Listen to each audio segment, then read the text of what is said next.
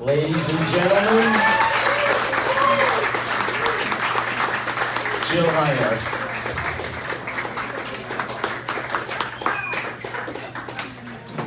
Here you go. First, thank you so much for all of your support and for being here tonight and being the first early adopters to pre-order and buy into the planet. Your support really means a lot to me. And also to my team from HarperCollins who's here tonight too. Thank you for coming. And especially,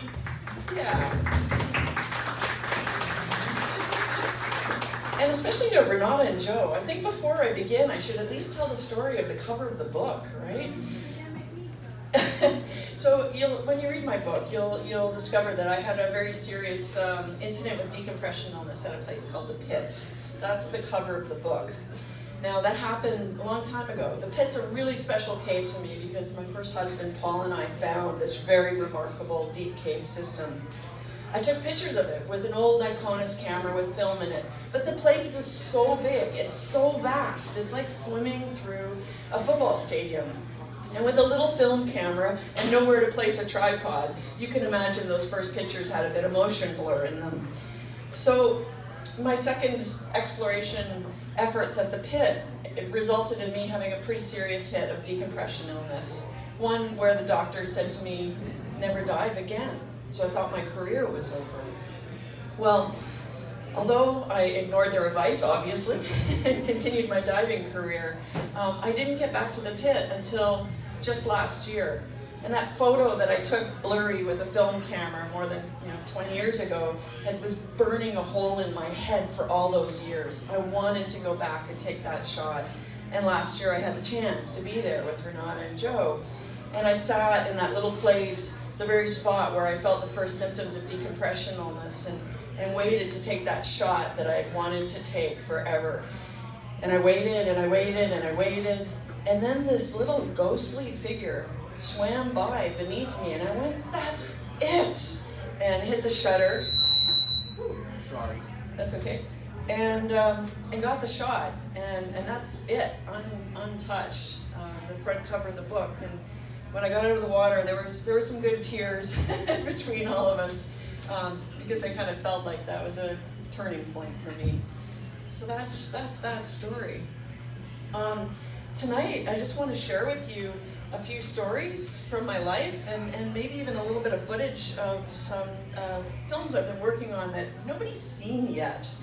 But let me begin. I know some of you have seen me talk before, and so I don't want to spend too much time on things you might already know about, but a little bit of history doesn't hurt. I am an explorer. This is my full-time job. I have this hybrid career that helps me stay underwater. And it started, at 6 years old when I watched the Apollo missions and really wanted to be an astronaut. But as that little girl growing up in Canada, my parents said, "Dear, there is no Canadian space program and there are no girl astronauts. You're going to have to find something else." So I thought, I want to be an explorer. I really want to be an explorer. Now today, if you Google woman explorer on the internet, you get this. Now, there's Amelia Earhart, and the rest is kind of dubious, right? I'll blow it up so you can see what the rest looks like, right? That's a woman explorer, according to the internet. Well, this is a woman explorer too, and I can identify with Dora. In fact, I kind of want to be the woman that I wish I met when I was 10 years old. So I kind of want to be that mentor to the young Doris of the world. Today I travel around the world shooting photography, writing magazine articles, doing underwater cinematography, working with scientists, all kinds of things that requires carrying quite a bit of luggage. So I spend a lot of intimate time with the TSA. And when I tell them I'm an explorer, they say, "Yeah, I'm an explorer too."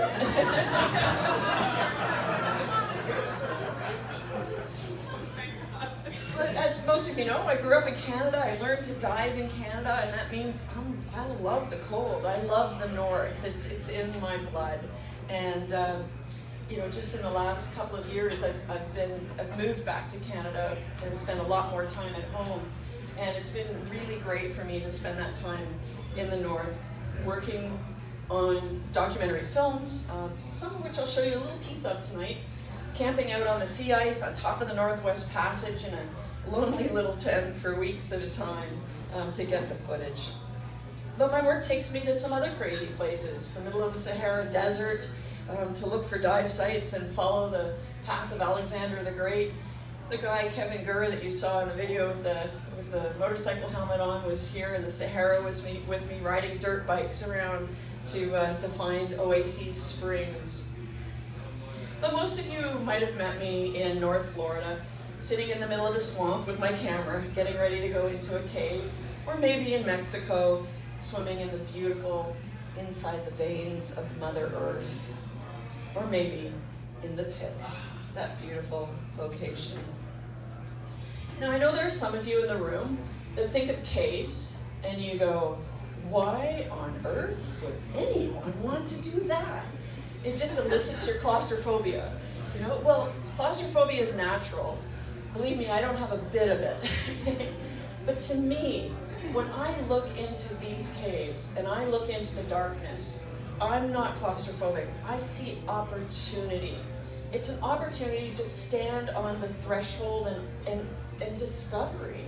So some of these places are small, and I know that turns some people off, but other places are the size of an aircraft hangar. And these places are museums of natural history. They hold clues about past civilizations on the planet. They hold information about global climate change.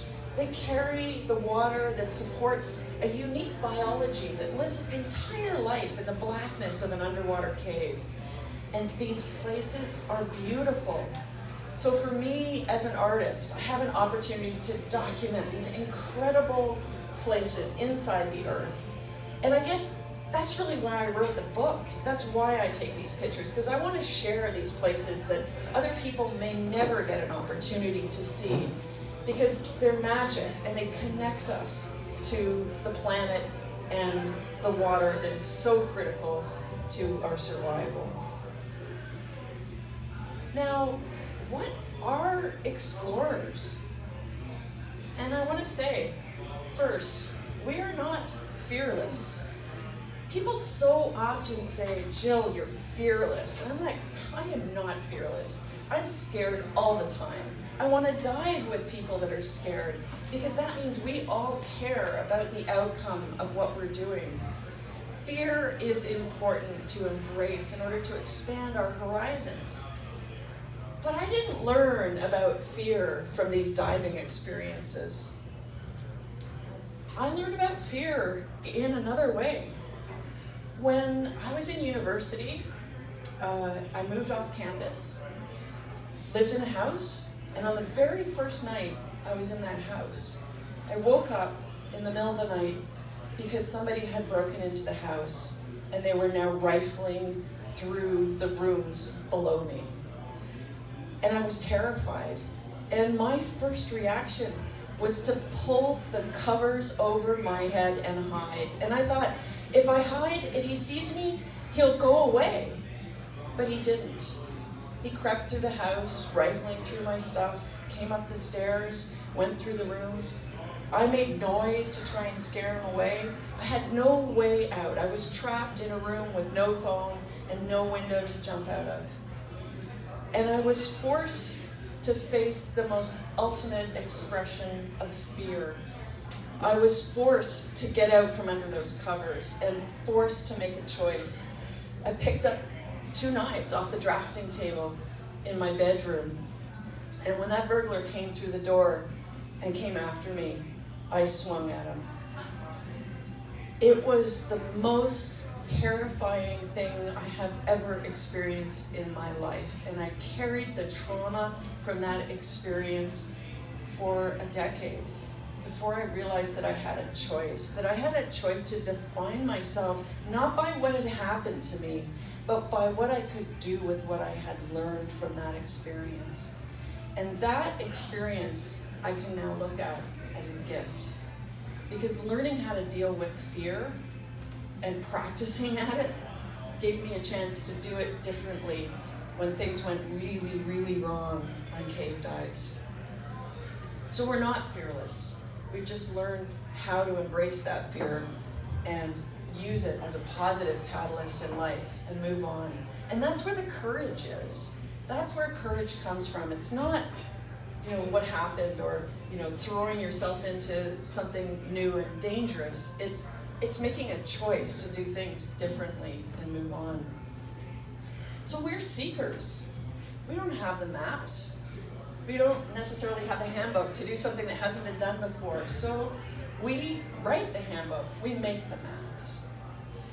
I got to make my first maps in Huautla, Mexico in 1995, working with Dr. Bill Stone to try and find the world's deepest cave in these mountains in the middle of Mexico.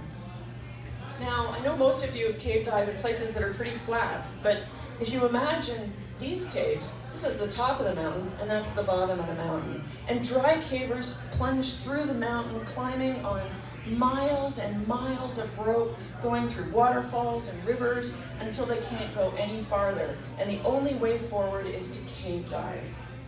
So in 1995, I went along on an expedition with the USD caving team to go to this mountain and try and work from the bottom up. Try and see if we could meet the place inside the planet further than anyone had been before. And we carried all our equipment 6,000 feet down a mountain and strapped our compressors and tanks on burros and used the local people to help us carry the gear. This is the location where a dry caver says, I can't go any farther. But for me, that's just a beginning. That's an opportunity. This particular location required 2 miles of rope to reach way inside the mountain. So we decided we would work from the bottom up. And we were promised this great visibility, but it didn't work out that way that year because mudslides trashed the visibility in this cave and made it impossible for us to survey the work that we had done, exploring this cave literally by feel, passing through these passages, running line by feel. But what came out of that project with Dr. Bill Stone was something that was really remarkable. At the end of that project, Bill said, "How would you like to map a cave that you can't even see?" And I said, "Great, how are we going to do that?" And I realized how important in that very moment it was to trust and be open-minded. Because if we could build an open-minded team that was versatile and adaptable and multi-skilled, then we could do something with Bill's idea. So 2 years after that project, we gathered at Wakulla Springs, Florida, and we mapped Wakulla Springs, Florida with Bill's new 3-dimensional mapper and created the first 3-dimensional map that had ever been created in a cave, dry or wet. And that was just from a dream, just from an idea sparked around a campfire. And I had the opportunity to drive that mapper and create this incredible piece of scientific discovery that changed my life. I volunteered and helped and made this project happen, but what happened at that project was a pivot. Up until that time, I'd been perceived, and my fellow cave divers had been perceived as adrenaline junkies, just out to get ourselves killed. But after this project, when we came back with this accurate map of more than 42,000 feet of passages, something that we calculated would have taken us 167 days of 24/7 diving to make in even a half-assed way compared to what we created with this device. After this, we were suddenly thrust into an opportunity where we could collaborate with scientists and we could deliver things that were truly meaningful for our understanding of the planet. For those of you that haven't heard the Wakulla story, we built an incredible infrastructure at the spring. We were really doing some of the very earliest rebreather diving deep into the planet and leaving behind us a long string of stage bottles as a backup. We used dual rebreathers on missions where we were carrying 500 to 600 pounds of equipment at a time, and missions that spanned as long as 22 hours. So some of what we accomplished back then, 20 years ago, I don't think has ever really been done since then. It was truly remarkable. I did find a quick little 2-minute clip from National Geographic Explorer. Now, you have to remember, as highly technical as this project was, cameras weren't back then. This was pre-HD, so forgive the rough quality of this. It's 5 hours since they submerged. Did they decide to struggle on?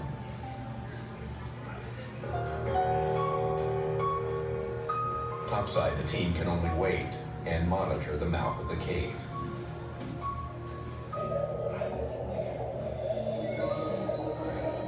At last, the flash of a dive light.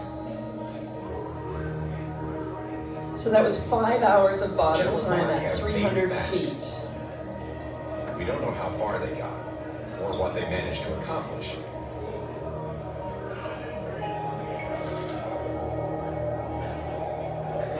They struggle into the relative safety of the bell,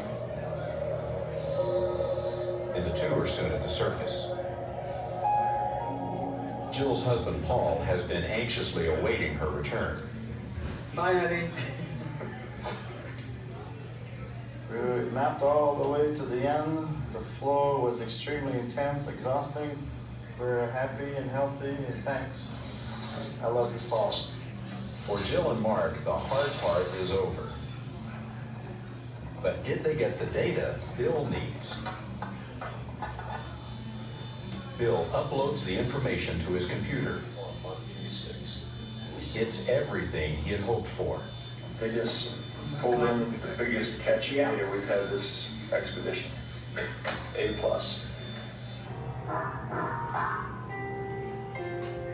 Jill and Mark's mission was a complete success. The technology worked. It took the divers deep into inner space, brought them back alive, and will allow them to show the world where they've been. Bill's team achieved its goal, a 3-dimensional map of Wakulla Springs. For the first time, people like me who can't possibly dive Wakulla can enter these mysterious waters. But for Bill, there are other blank spaces to map, other frontiers to explore. Exploration is a physical process of putting your foot in places where humans have never stepped before. This is where the last little nugget of totally unknown territory remains on this planet. To experience it is a privilege.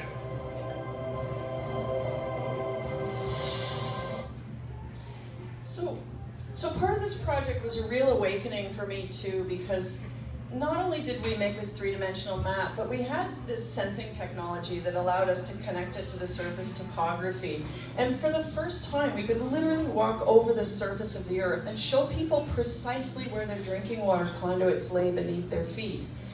And that was a revelation to me, because it was the first time I really felt connected with understanding the hydrology of the planet and how important it was to let people know that, you know, whatever they do on the surface of the earth will eventually be returned to them to drink. Now I've continued since that time to work with Bill Stone and volunteered for his projects as he's continued to develop his mapping devices. And now the Sunfish mapping device is able to swim autonomously. It's artificially intelligent. It doesn't need a diver. It doesn't even need a tether. We just sometimes plug in a tether so we can see what it does. And it makes the map in real time. And this device is going to go to Jupiter's moon Europa and explore the oceans beneath the frozen surface of Europa. So to be a part of that so many years later it's such a privilege. Just recently, last month, came back with the most recent test of this device in the Channel Islands with Bob Ballard, as you'll see there. So who are explorers? We're leaders, and we're ready to step into the darkness. We're also ready to step into the cold, in my case. This is my favorite project, and I can't give a presentation without talking a little bit about Antarctica. And going to Antarctica to dive inside this is the largest moving object on our planet that broke away from the Ross Ice Shelf almost 20 years ago. And we promised National Geographic that we would go inside this iceberg and be the first people to cave dive inside an iceberg. But first we had to get there. And it's a 12-day crossing from New Zealand in seas up to 60 feet. So I got very up close and personal with seasickness. But we did manage to find our caves and document a remarkable ecosystem living within the ice and beneath the ice in this place that was such a transient environment. This, as you can see, is a spot where the iceberg is actually stuck on the seafloor, and we're well inside in a place of complete darkness, if it had not been for our lights, and the seafloor is covered with filter-feeding organisms. So it's fed by the currents that are bringing nutrients to these animals. It's just an incredible place. It's also a really dangerous place, and we experienced calving, we experienced currents that ripped us through the iceberg, and as you'll read in the book, I almost didn't come home from this place. But I did manage to snap a great photo with my Nikon's camera, so that one didn't have motion blur. It could have been the cover. But mere hours after my very last dive in Antarctica, this happened. We were preparing for another dive when the entire piece of ice we had just been inside of literally exploded.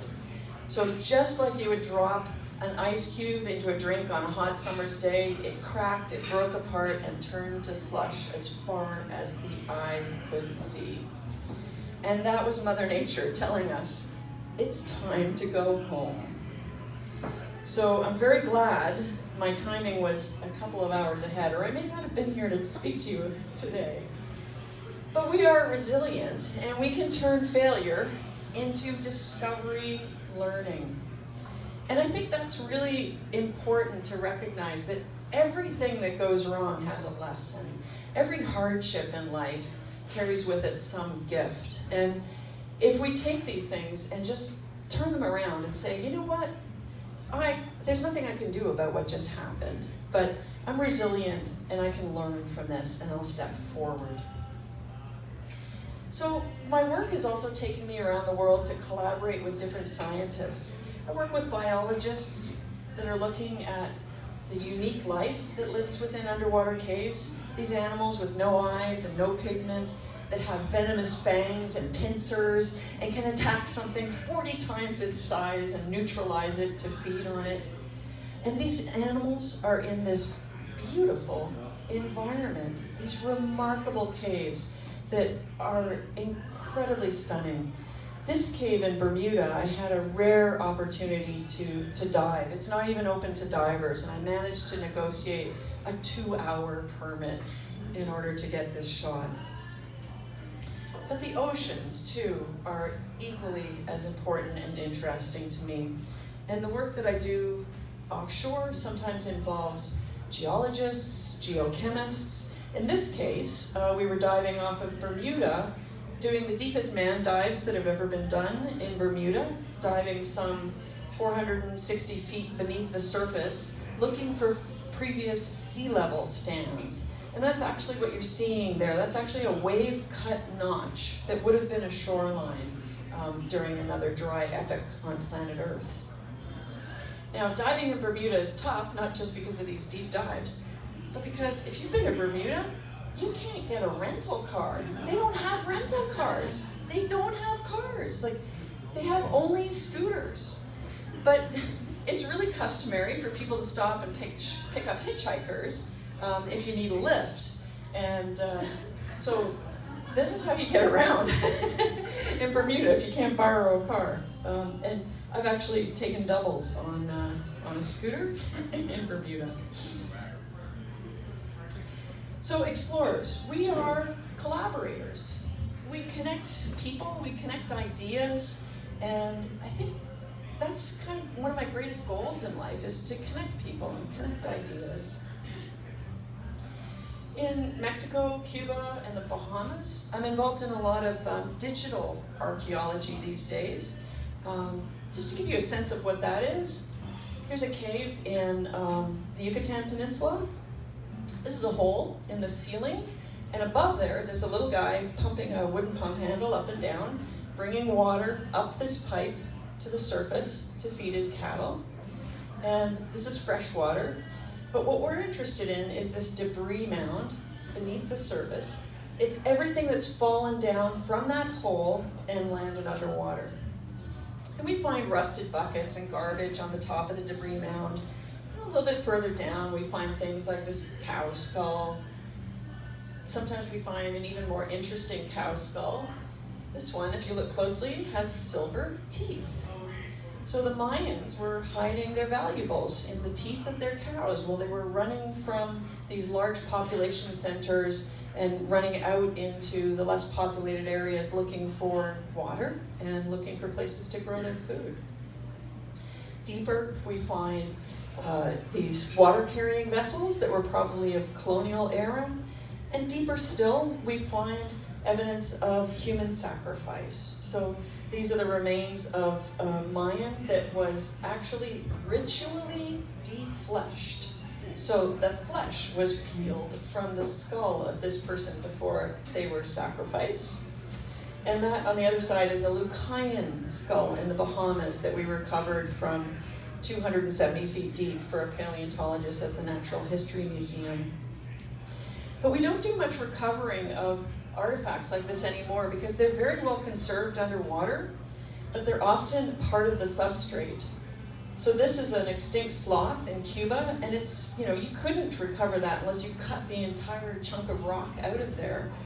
And so today, we're using more advanced techniques to scan these artifacts in situ and create these 3D models that can be reviewed like this or printed in 3D, or scanning these shelves of artifacts that have skulls and pots and all kinds of bones so that we can show an archaeologist, a paleontologist, the context of these objects.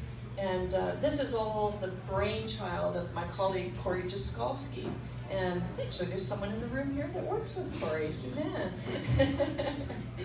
Corey was one of the people in the video. He's the National Geographic Fellow. And with Corey's software and ingenuity, we're able to capture these models and then also share them through augmented reality. So that somebody wearing these augmented reality glasses, the Microsoft HoloLens, can then view these assets that we've just scanned underwater. In this case, an Ice Age bear skull that we just scanned from inside the cave that's just beyond that holographic projection. So it's powerful stuff. It's great educational material. And in this case, it gave us an opportunity to allow the Mayan guide, whose property we were on, to see the remains of what could have been his own ancestors. Now, as we do this kind of work in these remote locations, it's challenging. I do this in Cuba as well, and in Cuba, it's also mandatory for government vehicles to pick up hitchhikers if you're on the side of the road and you need help. So the local people help us out. But over the years, I've gone to some unusual places where you might not imagine would be diving locations like the Western Desert of Egypt on the Libyan border in the middle of the Arab Spring. Really bad time to be a woman leading an expedition in a leaderless Egypt. But there's mysteries everywhere. There's water everywhere. My favorite place, and one that I go back to often with National Geographic, is the Bahama Blue Holes with my buddy Brian K. Cook that you saw in the video. And these are the most beautiful caves on the planet. Remarkable caves that were formed during several dry epochs. So these caves were formed when there was no water in the cave and later filled up. And in these places we find remarkable evidence of climate change. we find, like, the red material in this particular cave is from the Sahara Desert. Well, this cave is in the Bahamas, and that red dust made a journey across the Atlantic Ocean on the winds that brought it during a dry epoch and had it land on the Bahamas and soak down through the earth and end up in layered deposits within these caves. So caves have so many scientific mysteries to teach us about. That red Sahara dust we can actually find by removing a stalagmite from the floor and bringing it out and cutting it and then counting, get very carefully those rings of deposition, much in the way you would count the tree rings in a tree that you cut into. But for me, it's always great to go home to Canada and dive the beautiful underwater resources that we have there. We have 4 coastlines. We have the East Coast. We have shipwrecks like the Bell Island shipwrecks, for those of you that have visited. These were wrecks that were sunk in World War II, and these are now artificial reefs. They're war graves, but they're also artificial reefs because of the incredible beauty that's growing on top of these wrecks. And then associated with those wrecks, we have the Bell Island mine. So we have literally 9 square miles of passages within this mine. And it's kind of like wreck diving in a cave because it's full of machinery and works and artifacts left behind by the miners. In this case, Cass is right by this cross that you see on the wall, and that cross is a location where one of the miners would have lost his life. 107 miners lost their life in the course of working in these mines before the pumps were eventually turned off and they filled with water. So it's pretty sobering to see some of those locations. On the West Coast, you've already heard, I love my sea lion buddies. Even though last February, one of my sea lion buddies actually, he bit a little bit too hard and actually tore open my dry suit. 5 holes. It's a really quick flood when that happens. It's not fun. And this, I have a little sample of film that I'm working on actually it's finished, it's in the can, but it's going to premiere this fall. So this is work from the northern part of Canada. This is just a little opening to under thin ice.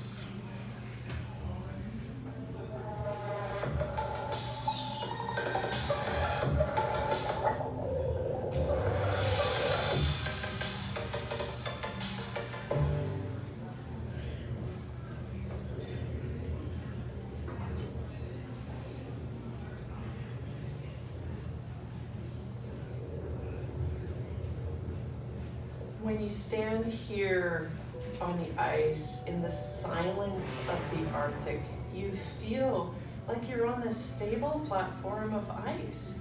But it's not, it's a living, breathing entity. And if you look carefully, you can see it's the ocean breathing up and down.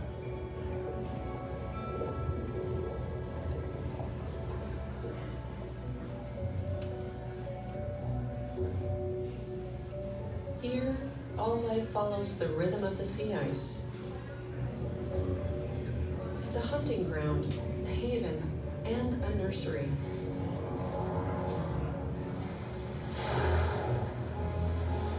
It shelters a marine life of incredible richness. But as the Arctic gets warmer, the ice is disappearing at an alarming rate.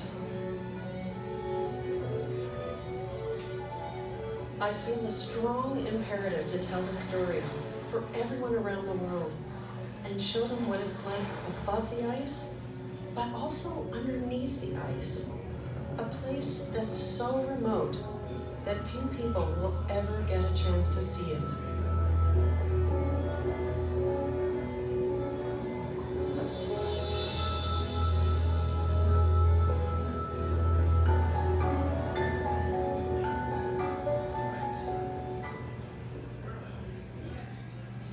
So I can tell you I found something more dangerous than cave diving this year. Because in the filming of this, of Under Thin Ice, we got in the water with walruses and polar bears. And it's definitely about the craziest thing I've ever done. And I'm not sure if I'll do it again, in all honesty. It's pretty intense when you're on the surface of the water, and this is the last thing you see while you're trying to dump the gas from your wing and go down.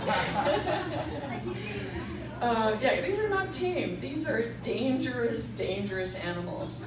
And so I brought another little 2-minute clip just to show you what it's like to do this, to swim with polar bears. Here we go.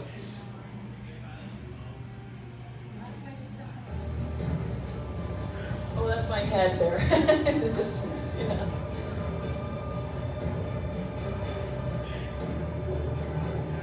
We position ourselves so that we'll cross paths with the polar bear.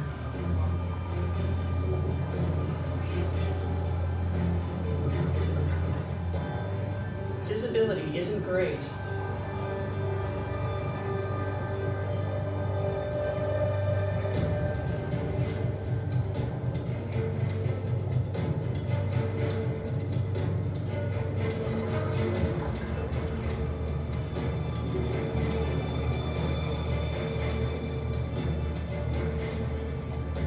Seems to be working. She's swimming toward our bubbles.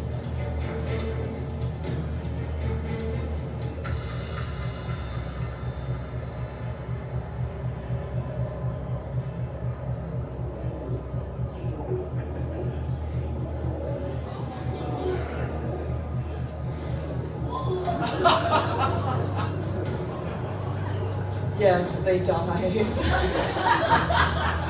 Who knew?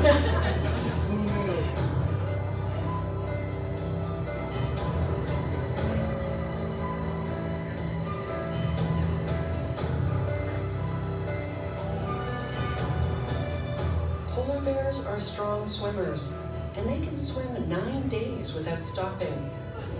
They paddle with their front paws and steer with their hind ones. She makes it look so easy.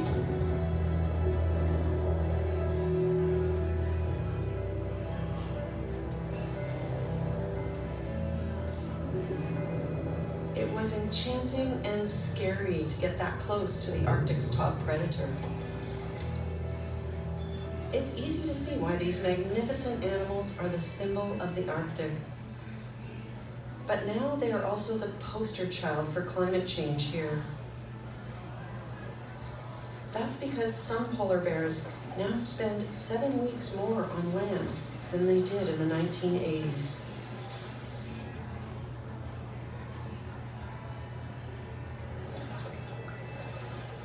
That's a lot harder than it looks. Yeah. As soon as I started to descend, just about 10 feet, the current goes.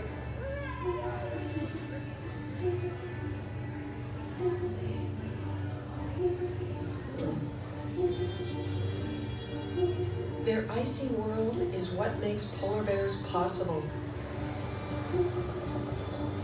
To create one 500-kilogram polar bear, the Arctic ecosystem must produce 5 tons of seals, 50 tons of fish, 500 tons of zooplankton, and 5,000 tons of phytoplankton. If the sea ice disappears and the timing of the spring plankton bloom changes, the entire pyramid of life here will be at risk, starting with the top predators.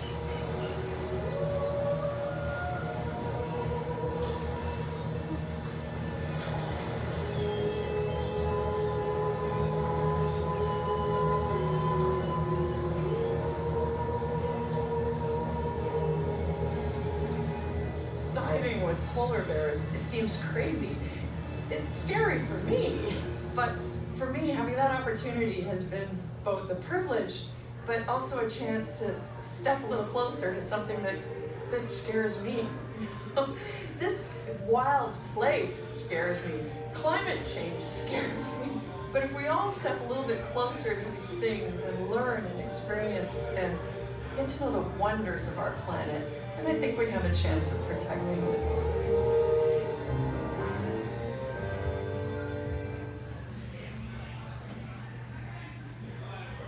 So that's just a little sample of Under Thin Ice. We have several versions that are going to start airing in November in North America, and I'm incredibly proud of this work. It took a lot of adversity, and we faced a lot of danger to put it together. But I think it's so important that we understand about how quickly our North is changing and what an ice-free planet means to humanity. So, out of all my lessons in life and things that I've learned from diving, the thing that I want to leave that's the most important point is I am not fearless, and that we are the sum of our experiences. And that's the thing that I want to leave with the readers of Into the Planet too, because the number one question that people ask me at talks like this is aren't you afraid? And I'm like, of course I'm afraid. You know, I'm a cave diver, but what I'm asking you to do is step into whatever darkness you face in your life. What is your virtual cave? What scares you? Because standing on the edge of that darkness, your eyes will adjust to the light. And when you stand on that threshold and take a step forward, that's where the opportunities in life reside. That's where you have a chance to do something remarkable for yourself, or maybe something completely new for humanity. And I think as divers, we all get to get a little bit of a taste of that exploration, and just, you know, use that in the rest of your lives. Because I think if we're all a little bit more of an explorer in life, then I think that's good for the planet. For me, I didn't get to be an astronaut, but I think I got to be something even more exciting. I pinch myself every day because I get to do what I love and be that inner space aquanaut instead. So thank you. Thank you for supporting me, and thank you for such an incredible roast tonight. That's just awesome. I really, truly appreciate it. And thanks for supporting Into the Planet, and hope to share many more stories with you in the future.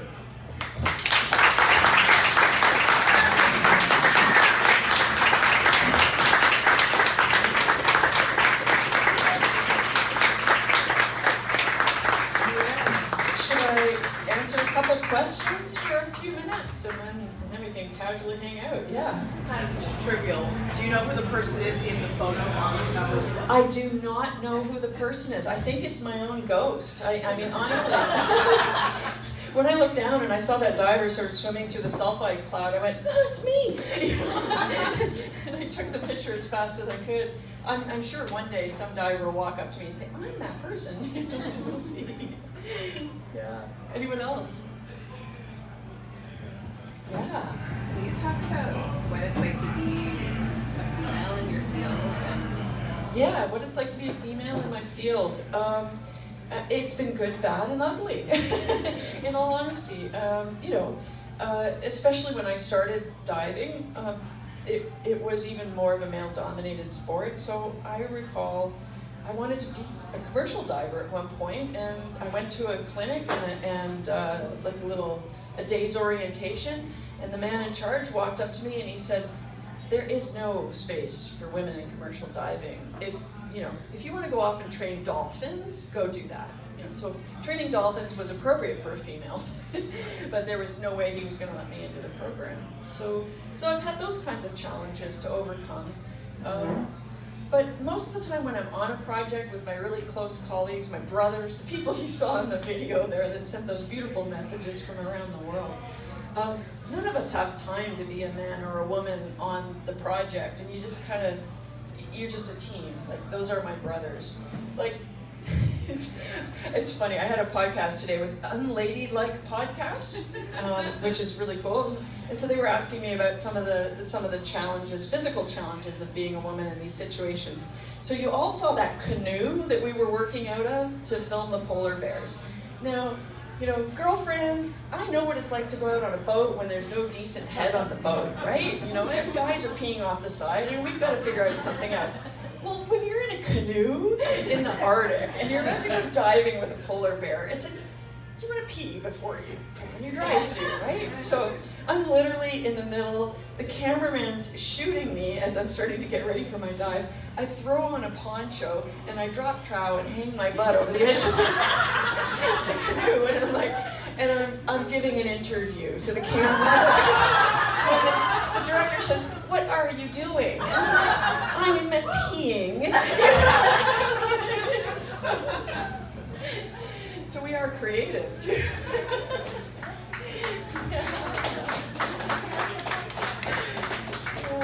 Any other questions? Yeah, Beth. Oh, I absolutely enjoy the easy dives. Honestly, put me in a shallow cave any day. They don't look any different than the deep ones, right? But I live on a river south of Ottawa now, and I'm often in 9 feet of water, just, spending time on my rig, or even just, swimming, and I'm finding all kinds of cool artifacts, including recently a Rolex underwater, or a Folex. We're not sure yet, real or not. Anyone else? Yes, ready. How do you continue living? Yeah, so the 22-hour dive, do we get hungry, do we get tired? Yeah, but we take food. So my favorite thing is chocolate milk in a drinking box, because when the drinking box gets wet, it kind of flattens out and it tucks nicely under the band of your stage bottle. But do not lose the little straw with the pointy end, because if you do, it is really frustrating to have 17 hours of deco and a box of chocolate milk that you can't get into that you really want. But we take chocolate bars too, as long as you eat little bites. Like, I remember almost watching Paul drown when he took like half a Snickers bar in one bite and was like, and then realized he had to breathe. So yeah, we get creative with that too. Any other? Yeah.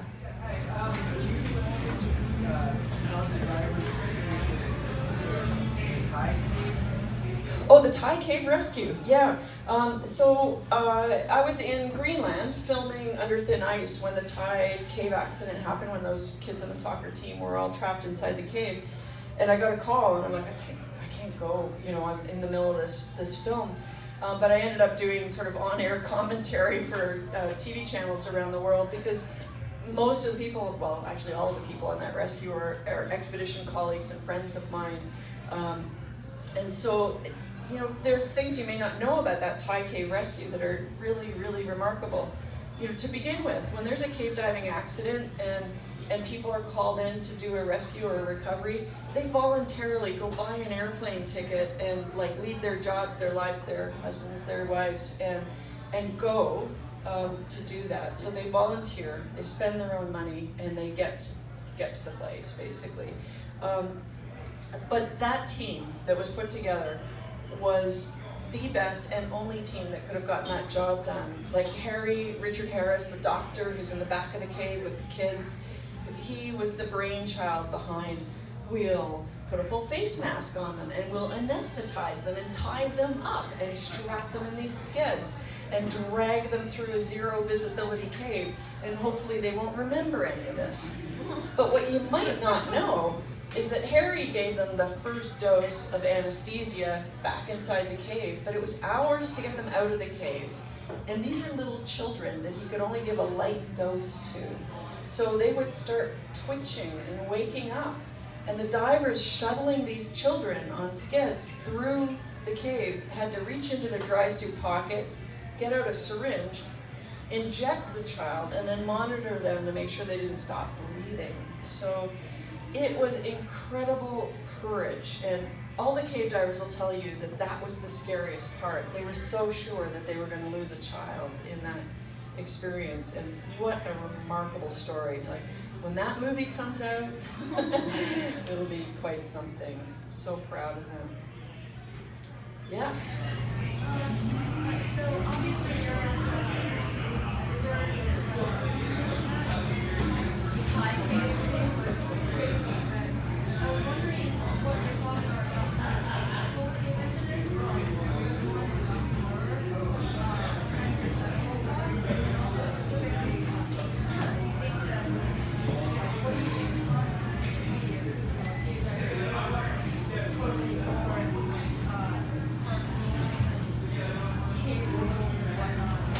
Yeah, so cave diving accidents, unfortunately I've had to recover bodies. I've been involved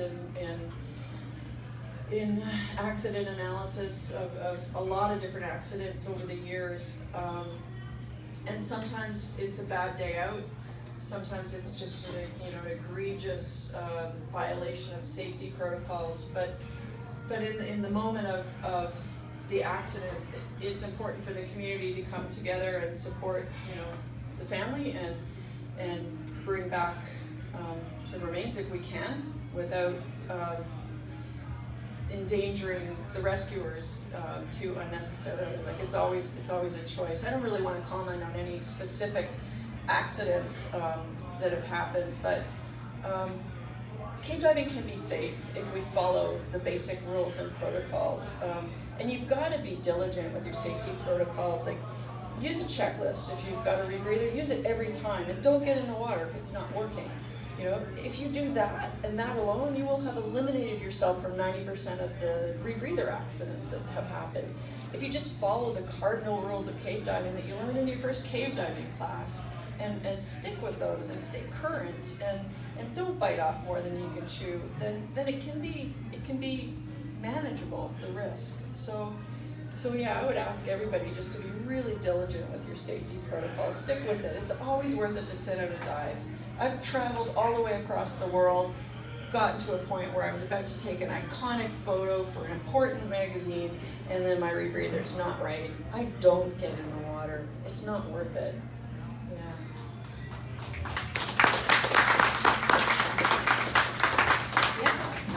So my question is kind of twofold. I'm a newly certified basic cave diver. Yep. I live in New York where there are no caves to dive in. So I wanted to know from your perspective, being on the complete opposite end of that spectrum, what something is that maybe you have learned throughout your experience in your career that you would have liked to have known earlier on. Okay, so yeah. To parlay on that, things that you can do outside of diving, because obviously that's the best experience you can get to contribute to learning and understanding. Okay, so the question was from a young, newly minted cave diver. What's some of the wisdom that I've brought or learned from my experiences, and then how you can stay sharp even when you don't have caves in your neighborhood. Yeah. So.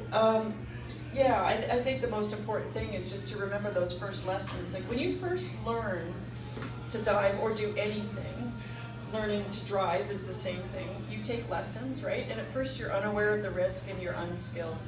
But by the time you graduate from a cave diving class or from driving lessons, you are skilled and you are aware of the risks. And that might be the best diver in that particular type of diving that you will ever be, because you're on the ball and you're scared. Then what happens, again, think about the context of driving.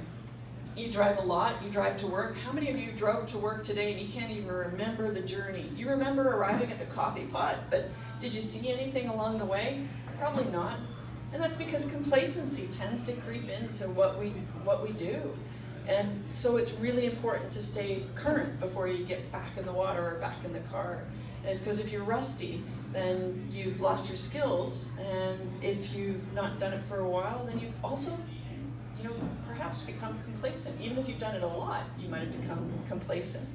So stay sharp, keep practicing in any kind of diving, and then when you go back to the caves the next time, start slow. Like when I go back down to Florida after an absence, I'll be back in the ballroom and Ginny messing around. I just love being in the water. I don't need to swim to the back of the Henkel restriction. I get joy out of just being in the doorway, looking out and seeing the sunbeams, just streaming in. It's all beautiful. Yeah. How about one more? Yeah.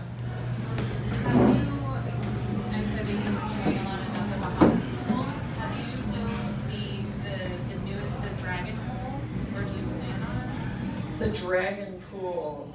I don't know. Do you mean Dragon's Breath in Namibia? No, in the South China Sea, the newest, largest pool. Oh, no, I haven't. no, not yet. Actually, right now, if I hadn't just written a book, I would be in Namibia at Dragon's Breath on the Nat Geo project with the sunfish. But they're there carrying the torch without me. Anyway, oh, one more. Okay, one more question, and then we'll have some beers. A lot of people who are new to diving, who's visiting us, I know you're the people who are career beginning diving and all these crazy dives, but can you talk about your first awkward dives, where you first got to buoyancy and weren't sure about things? My first awkward dive, or the most recent one? Like, I still have awkward dives all the time. Anytime you go somewhere new or you're a little rusty, you have another awkward dive. But yeah, you know, I remember when I started diving, it wasn't pretty. But you know, I always tell people about when things go wrong, like survival doesn't have to be pretty, right? It just has to be effective. But you know, the same thing with diving. You know, we're all in this together. You know, I remember those first awkward dives, but I have awkward dives all the time. And if we're all honest about it, then it's true. When you do any new place, any new space, any new dive team, it takes a while to get acclimatized and in the groove with people. So I guess that would be one of my things that I would request of the whole community, is just to be empathetic. Like, remember your awkward dives. Remember when you started, and you know, give someone else a hand. Like, I know this is an amazing group here that you guys do support and help each other, and you could tell just from, you know, your reports earlier tonight. That's a beautiful thing, because we all have our bad days out, and I'm sure I've been with some of you on my bad days out. I have students that come up to me and go, oh my God, you know, that day, I can't believe, you know, you must just think I'm the worst student ever. Well, I'll be honest, I've had a lot of students in my life, and I don't remember your worst days out. It was just a part of training. It happens to everybody, and it's all part of developing to be a better diver. So thank you for joining me tonight. I'm going to hang around for a bit and have a beer and answer any other questions informally. And to the people that still wanted to get a book, Strand's still here. Yes. Yay. Awesome. Okay. Strand Book stuck it out for the whole night. That is so awesome. Thank you so much. And thanks everyone for supporting your local bookshop. You know, indie bookshops are disappearing all the time. We love them. So if you still want to order a book and we ran out tonight, please spend your money. And then Beth is going to take your name and address. Joe has graciously agreed to get this pile of books from Strand. Joe and I are going to meet so that I can sign them all, and we will get these books signed to you one way or another, so you haven't missed out. So thank you so much for coming tonight. Thank you, Joe.